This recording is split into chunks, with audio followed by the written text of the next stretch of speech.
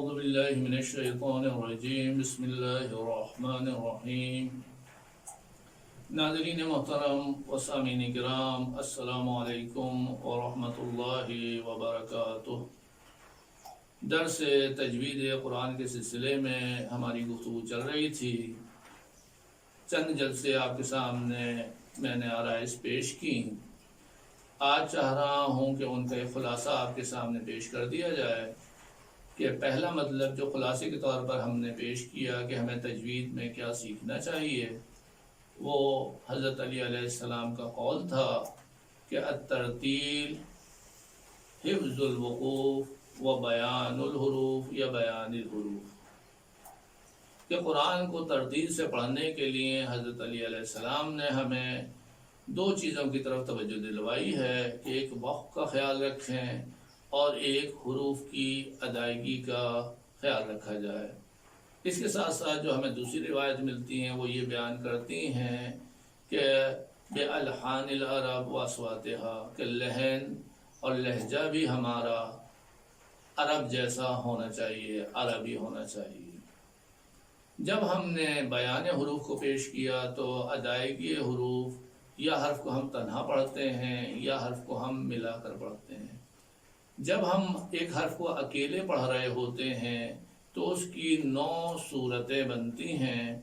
ایک زیر زبر پیش کے ساتھ ہے جیسے با بی بو، ایک الف واو یا کھڑا زبر کھڑا زیر الٹے پیش کے ساتھ ہے یعنی با بی بو، ایک مد کے ساتھ ہے جس کی مقدار کھینچنے میں اور زیادہ ہو جاتی ہے، با بی بو۔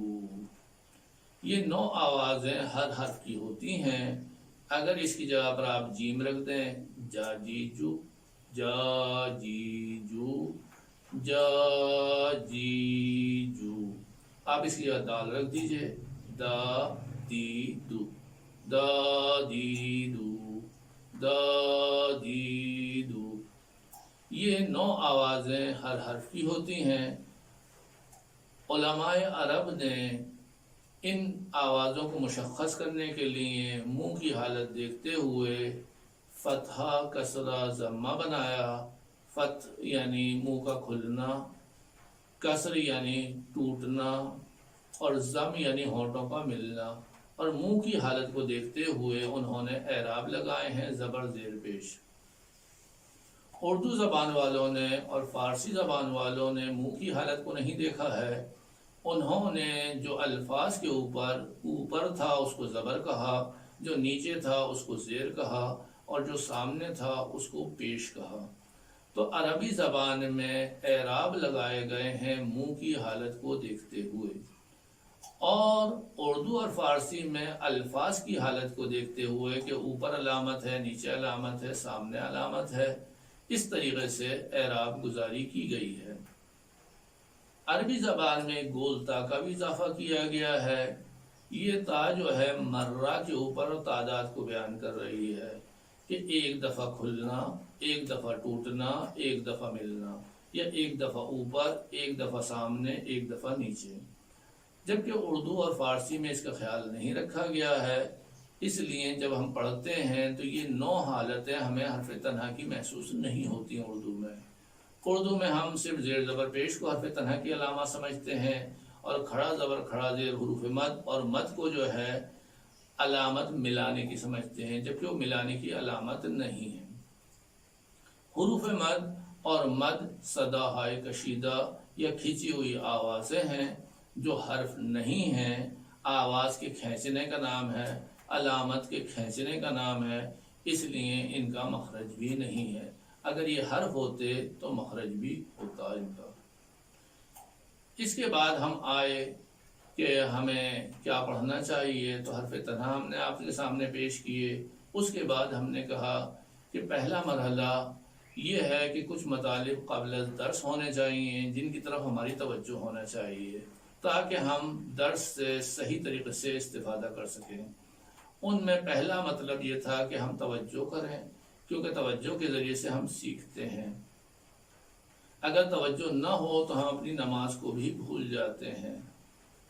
تو دنیا میں اگر شعبدے بازی ہو رہی ہے، اگر کوئی جیب کاٹ رہا ہے تو وہی توجہ ہٹانے کی وجہ سے ایسا ہو رہا ہے۔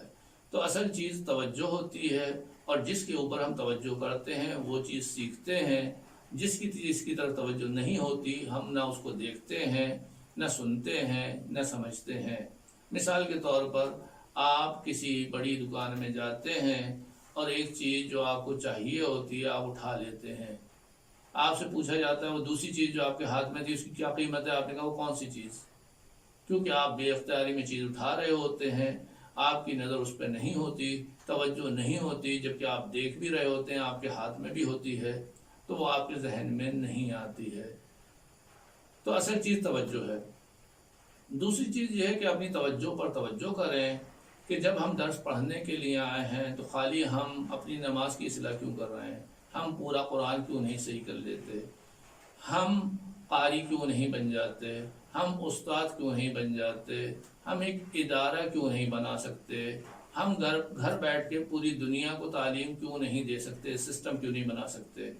تو استاد کا کام سکھانا ہوتا ہے، لیکن ہمارا کام یہ ہوتا ہے کہ جس چیز کے اوپر ہماری توجہ ہوتی ہے ہم صرف اسی کو سیکھتے ہیں، باقی چیز کو نہیں سیکھتے۔ ہمارے درس میں جو ہے ایک شخص آتا تھا جو ہم سے پہلے آتا تھا اور ہمارے بعد جاتا تھا، کیونکہ اس کا کام درس کی ریکارڈنگ تھا اور ترتیب دینا تھا۔ وہ ہم سے پہلے آتا تھا، ہمارے بعد جاتا تھا، اور تمام دروس کے بارے میں اس کو معلومات ہم سے بہتر تھی۔ کیوں بہتر تھیں؟ کیونکہ ہم اس سے ریکارڈنگ لیا کرتے تھے، سنا کرتے تھے، واپس کیا کرتے تھے، اس کو ساری چیزیں معلوم تھی۔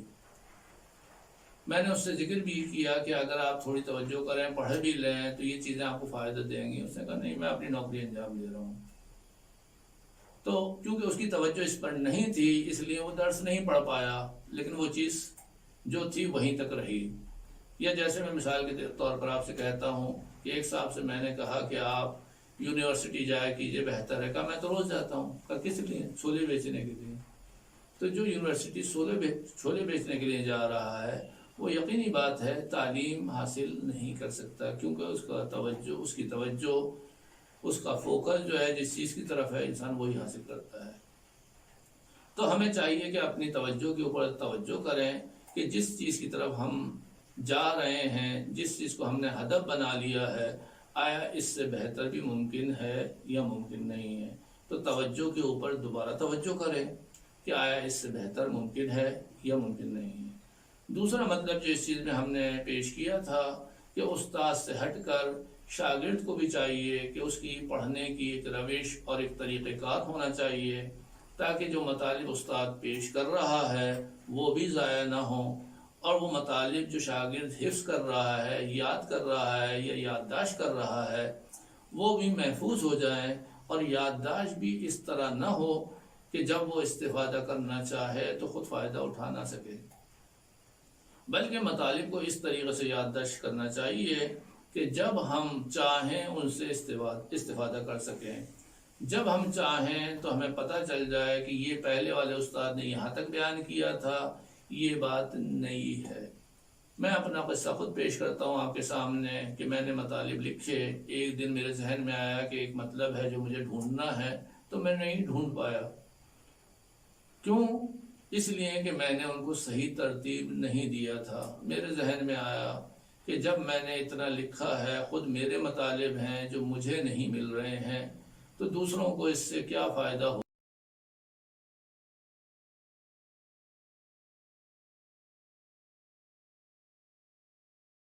جواہر کو بڑی مشکل سے جمع کرتے ہیں، لیکن ردی کی ٹوکری میں اس کو جمع نہ کریں۔ جو اس کے اصول ہیں، روش ہے، طریقہ کار ہے، اس کے اوپر دنیاوی علوم اور دینی علوم بہت سے مشورے دینے والے اساتذہ آپ کو مل جائیں گے کہ کس طریقے سے ہمیں یادداشت کرنا چاہیے، کس طریقے سے ہمیں دروس کو محفوظ کرنا چاہیے تاکہ وہ آئندہ ہمارے کام آ سکے۔ اس کے اوپر ہمیں توجہ کرتے رہنا چاہیے۔ تو پہلی چیز ہماری یہ کہ توجہ ہونی چاہیے۔ دوسری چیز یہ ہے کہ ہمارے پاس ایک روش ہونی چاہیے اس کو سیکھنے کی، یادداشت کرنے کی اور محفوظ کرنے کی۔ اگر ہم نے ان پر عمل کیا تو ہمیں فائدہ ہوتا ہے۔ آج کے درس کو ہم یہیں تک اختتام تک پہنچاتے ہیں۔ السلام علیکم ورحمۃ اللہ وبرکاتہ۔